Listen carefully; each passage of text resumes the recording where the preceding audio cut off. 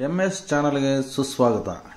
ಆತ್ಮೀಯರೇ, MS ಚಾನಲನ್ನು subscribe ಮಾಡಿಕೊಳ್ಳಿ ಹಾಗೂ ಕೆಳಗೆ ಕಾಣುವ ಬೆಲ್ ಐಕಾನ್ ಅನ್ನು ಒತ್ತಿ ಎಲ್ಲ ವಿಡಿಯೋಗಳನ್ನು ಸಂಪೂರ್ಣವಾಗಿ ನೋಡಿ ಆನಂದಿಸಿ.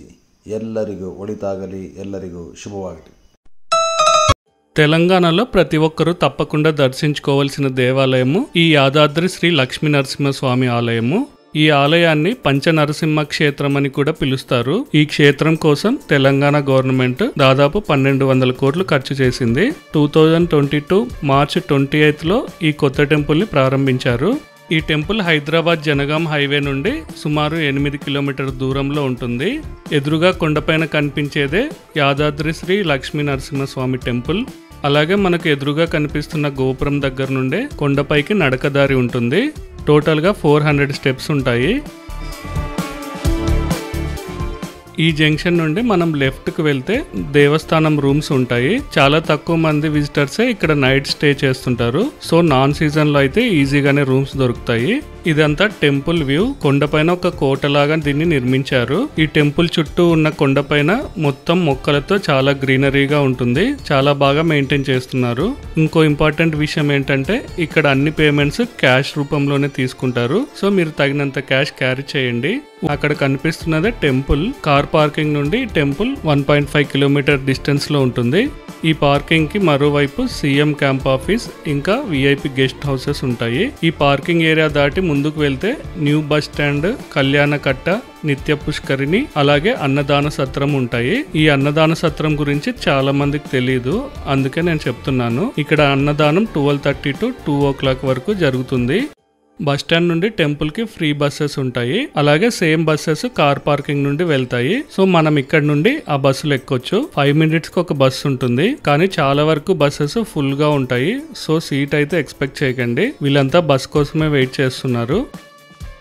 బస్సు ఎక్కిన 5 minutes లో మనం టెంపుల్ ని చేరుకుంటాము. ఇదంతా టెంపుల్ పార్కింగ్ ఏరియా. చూస్తున్నారు కదా, ఆల్రెడీ కార్ పార్కింగ్ మొత్తం ఫుల్ అయిపోయింది. ఎదురుగా ఉన్నది బస్ స్టాప్. చాలా బస్సెస్ ఉంటాయి. సీజన్ ని బట్టి నెంబర్ ఆఫ్ బస్సెస్ పెరుగుతూ ఉంటాయి. ఇక్కడ నుండి 4 floors పైన మెయిన్ టెంపుల్ ఉంటుంది.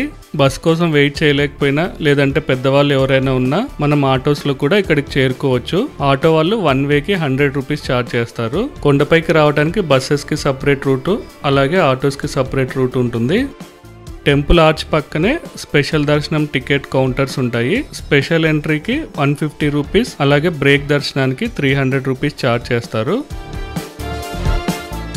స్పెషల్ దర్శనం టికెట్ తీసుకున్నవారు ఇటు సైడ్ నుండి టెంపుల్ కి వెళ్ళాలి. అలాగే బ్రేక్ దర్శనం తీసుకున్నవారు డైరెక్ట్ గా టెంపుల్ ఎంట్రీ వరకు వెళ్ళొచ్చు.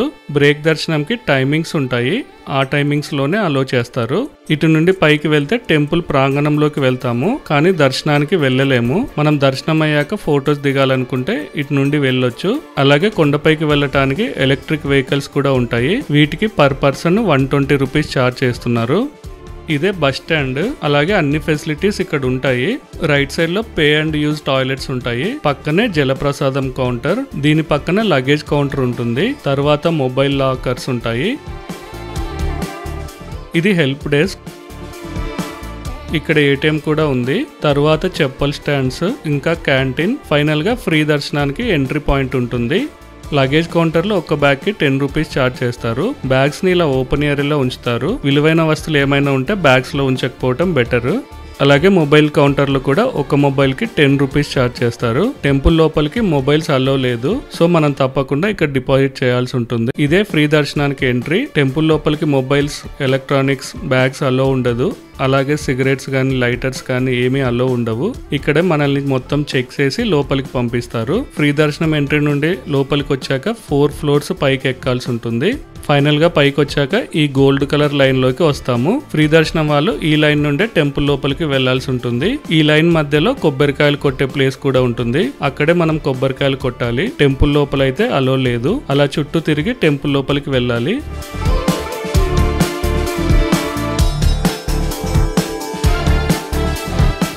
స్పెషల్ దర్శనం వాళ్ళకు ఇక్కడి నుండి ఎంట్రీ ఉంటుంది. ఇది టెంపుల్ ఫ్రంట్ వ్యూ.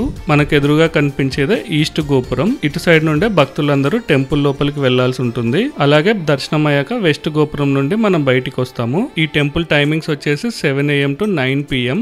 ఇక్కడ ఉన్న ఓల్డ్ టెంపుల్ 2 acres లో ఉండేదంట. ఇప్పుడు మొత్తం దీన్ని 16 acres కి ఎక్స్పాండ్ చేశారు.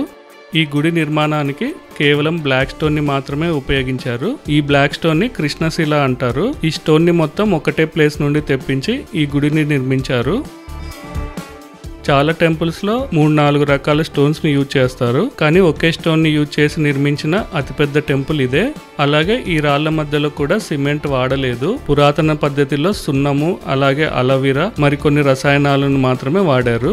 ఈ గుడిని పురాతన పద్ధతిలో నిర్మించినా కూడా అన్ని రకాల అడ్వాన్స్డ్ ఫెసిలిటీస్ ఇక్కడ అవైలబుల్ గా ఉంటాయి. అంటే లైటింగ్ కానీ, వెంటిలేషన్ కానీ, అలాగే సెక్యూరిటీవి, ఇలాంటి ఫెసిలిటీస్ అన్ని ఉంటాయి. ఈ క్షేత్రం కోసం తెలంగాణ గవర్నమెంట్ దాదాపు 1200 కోట్లు ఖర్చు చేసింది. ఈ డబ్బు ఈ టెంపుల్ కి మాత్రమే కాదు, దీని సరౌండింగ్స్ లో ఉన్న ప్లేసెస్ అక్వైజేషన్ కి, అలాగే రోడ్స్ అండ్ బిల్డింగ్ డెవలప్మెంట్స్ కి, ఇంకా రకరకాల ఫెసిలిటీస్ కోసం ఖర్చు చేశారు. కేవలం గుడి నిర్మాణానికి మాత్రమే 248 కోట్లు ఖర్చు చేశారంట. యూజువల్గా ఇలాంటి నిర్మాణానికి 20 నుండి 30 సంవత్సరాలు పడుతుంది, కానీ ఇప్పుడు ఉన్న అడ్వాన్స్డ్ మెషిన్స్ వల్ల ఈ గుడిని కేవలం 5 సంవత్సరాల్లో కంప్లీట్ చేశారు. ప్రతి సంవత్సరం మార్చి నెలలో ఇక్కడ బ్రహ్మోత్సవాలు జరుగుతాయి. ఆ టైంలో కొన్ని లక్షల మంది భక్తులు ఈ టెంపుల్ని విజిట్ చేస్తుంటారు. ఈ ఈస్ట్ గోపురం పక్కనే మనం 2 ఏనుగులను చూడొచ్చు. అలాగే వాటి పక్కన ద్వారపాలకులు. ఈ గుడిలో మొత్తం 600 విగ్రహాలు ఉంటాయంట. ఒకసారి టెంపుల్లోని విజువల్స్ ను చూడండి. ప్రజెంట్ అయితే టెంపుల్ లోపలికి మొబైల్స్ అలో లేదు. ఈ విజువల్స్ అన్ని టెంపుల్ ఓపెన్ చేసిన కొత్తలో తీసినవి.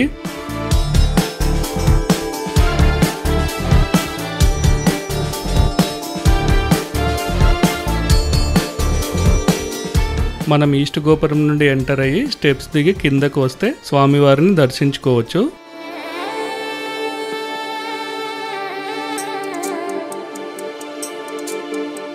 మీరు గర్భాలయంకి వెళ్లే రూట్లో చాలా అద్భుతమైన శిల్పాలను చూడొచ్చు. లోపల మొత్తం లైటింగ్స్ తో చాలా అద్భుతంగా ఉంటుంది.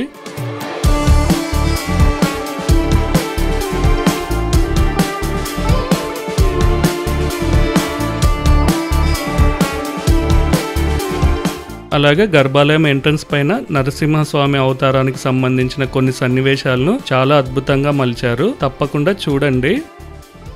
ఇదే వెస్ట్ గోపురము. మనం దర్శనం అయ్యాక వెస్ట్ గోపురం నుండి బయటికి వస్తాము. ఈస్ట్ గోపురము, వెస్ట్ గోపురము పెద్దగా ఉంటాయి. అలాగే సౌత్ అండ్ నార్త్ గోపురాలు కొంచెం చిన్నగా ఉంటాయి. అలాగే గర్భాలయం ప్రాంగణంలో కూడా మనల్ని ఎవరిని అలో చేయరు. దర్శనం అయ్యాక డైరెక్ట్ గా బయటికి రావాల్సి ఉంటుంది.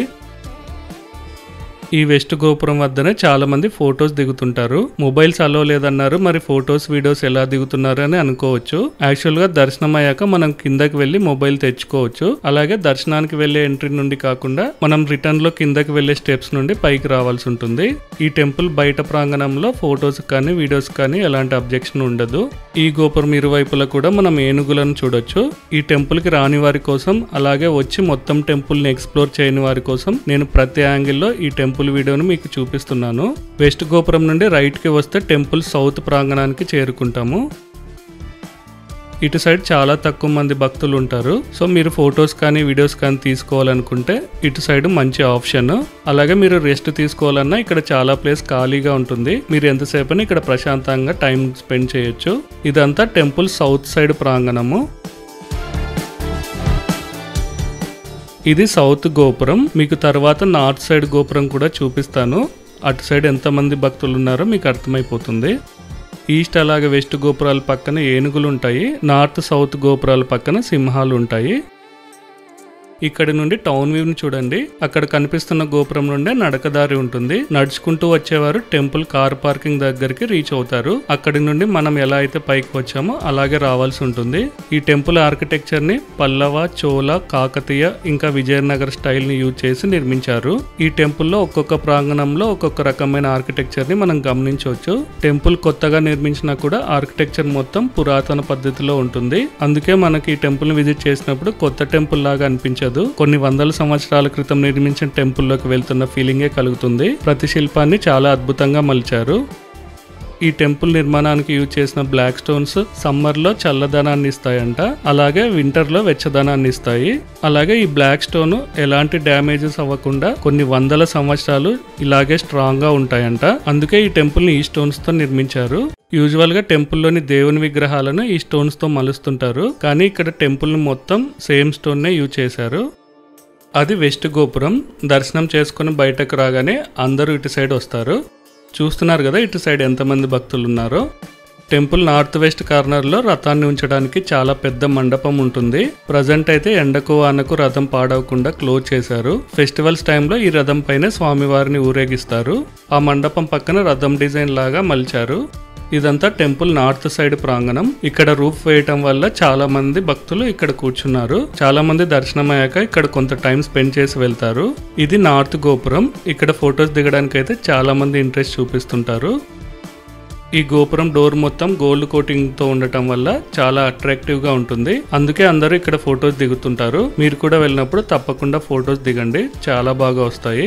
అలాగే ఇక్కడ టెంపుల్ కి సంబంధించిన ఫోటోగ్రాఫర్స్ కూడా ఉంటారు. మనం కొంత అమౌంట్ పే చేస్తే ఫోటో తీసి వెంటనే ప్రింట్ తీసిస్తారు. ఎండ అయితే చాలా ఎక్కువగా ఉంది. ఈ రూఫ్ వేసి చాలా మంచి పని చేశారు. చాలా ప్రశాంతంగా ఇక్కడ కూర్చొని టైం స్పెండ్ చేయొచ్చు. ఈ నార్త్ గోపురం పక్కనే స్వామివారికి అలాగే అమ్మవారికి సమర్పించిన వస్త్రాలు అమ్ముతూ ఉంటారు. 100 రూపీస్ నుండి 2000 రూపీస్ వరకు వాటి కాస్ట్ ఉంటాయి. ఇంట్రెస్ట్ ఉన్నవారు తీసుకోవచ్చు. డైలీ కొన్ని వేల మంది భక్తులు ఈ యాదాద్రి టెంపుల్ ని విజిట్ చేస్తుంటారు. ఇటు సైడ్ రూఫ్ ఉండటం వల్ల టెంపుల్ విజువల్స్ కనిపించడం లేదు. అందుకే నేను నార్త్ సైడ్ విజువల్స్ మీకు చూపించాను. ఒకసారి ఈ టెంపుల్ పిల్లర్స్ ని చూడండి, చాలా అద్భుతంగా మలిచారు. పిల్లర్స్ క్రింది భాగంలో మీరు ఏనుగు శిల్పాలను చూడొచ్చు. మనం టెంపుల్ నుండి కిందకి వెళ్లే దారిలో ప్రసాదం కౌంటర్స్ ఉంటాయి. చాలా మంది ప్రసాదం తీసుకొచ్చి ఇక్కడ కూర్చొని తింటుంటారు. అలాగే చాలా ప్లేసెస్ లో జలప్రసాదం కౌంటర్స్ ఉంటాయి. సో డ్రింకింగ్ వాటర్స్ కి ఎలాంటి ప్రాబ్లం ఉండదు. టెంపుల్ నుండి కిందకి వెళ్లే దారి పక్కనే నిత్య దీపారాధన మండపం ఉంటుంది. మళ్ళీ మనం టెంపుల్ ఫ్రంట్కి వచ్చేసాము.